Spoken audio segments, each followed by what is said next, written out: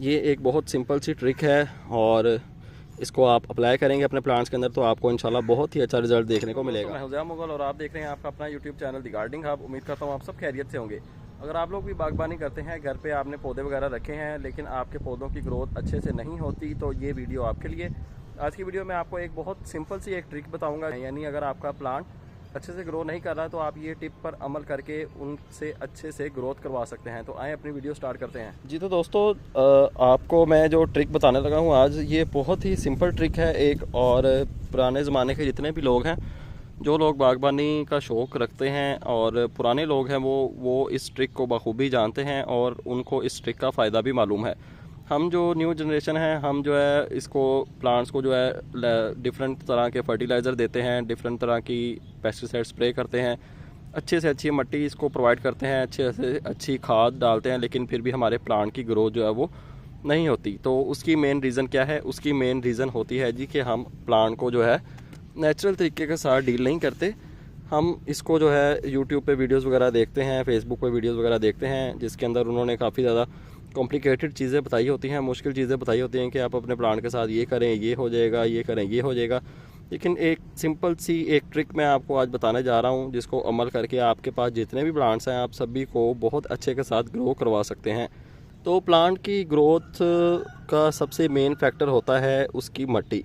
अगर उसकी मिट्टी अच्छी होगी तो प्लांट हमारा अच्छे से ग्रो करता रहेगा। अगर मिट्टी ही हमारी हार्ड होगी या बल मिट्टी नहीं होगी, चिकनी मिट्टी होगी, तो हमारा प्लांट जो है वो अच्छे से ग्रो नहीं करेगा। बल मिट्टी के ऊपर मेरी ऑलरेडी वीडियो मौजूद है कि बल मिट्टी हमने घर पे किस तरह रेडी करनी है और नर्सरी वाले जो हैं वो अपनी मिट्टी किस तरह रेडी करते हैं। वीडियो के एंड पे वीडियो मेंशन होगी, वो देखेंगे आप तो आपका कॉन्सेप्ट क्लियर हो जाएगा। तो ये मिट्टी है जी बल मिट्टी। बल मिट्टी के अंदर हमारा ये कैक्टस का प्लांट लगा हुआ है। आपको मैं ये सिर्फ कैक्टस का प्लांट इसलिए दिखा रहा हूँ ताकि आपका कॉन्सेप्ट क्लियर हो जाए। आप किसी भी प्लांट के ऊपर ये ट्रिक अप्लाई कर सकते हैं, खा वो कैक्टस हो, खा वो फूलों वाला हो, सब्जियां हो, फ्रूटिंग प्लांट हो, कोई भी प्लांट हो, आप उसके ऊपर ये ट्रिक अप्लाई करके उनकी ग्रोथ जो है वो बढ़ा सकते हैं। तो सबसे पहले हम बात करते हैं उस ट्रिक के बारे में। ये आप देखें, ये एक गार्डनिंग टूल है। आप इसकी जगह कोई भी चीज़, धारदार चीज़ जो है वो यूज़ कर सकते हैं। तो ये आप देखें, ये हमारी मिट्टी है पॉट की, इसके ऊपर जो है ये ग्रीन ग्रीन मॉस उग गई है।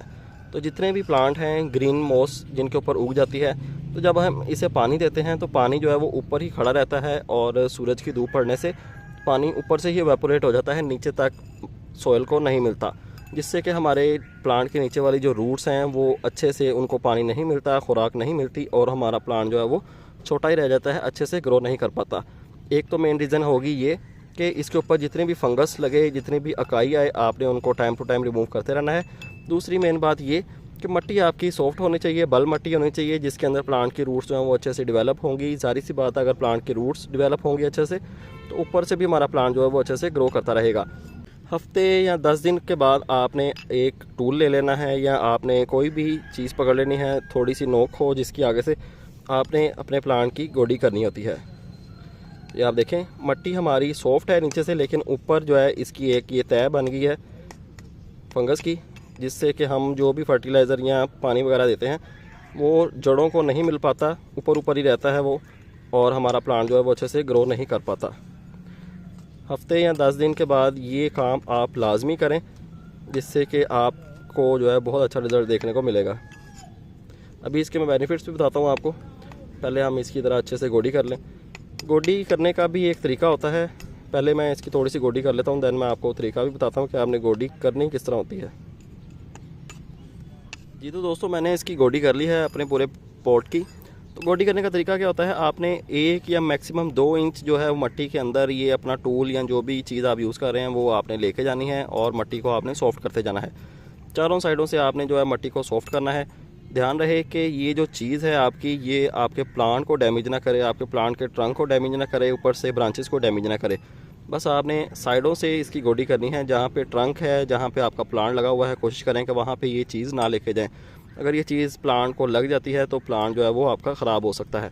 एक तरीका ये हो गया, ठीक है। आपने इसको ज़्यादा डीप भी नहीं लेके जाना, 1 से 2 इंच मैक्सिमम आपने इसकी गोडी करनी होती है प्लांट की, और आपने हफ्ते में एक बार इसकी गोडी लाजमी करनी होती है। गोडी करने का जो बेनिफिट होते हैं वो मैं आपको बताता चलूँ। ये देखें आप, जितनी भी ये जड़ी बूटियाँ वीड्स वगैरह होती हैं ये सभी ख़त्म हो जाएंगी गोडी करने से।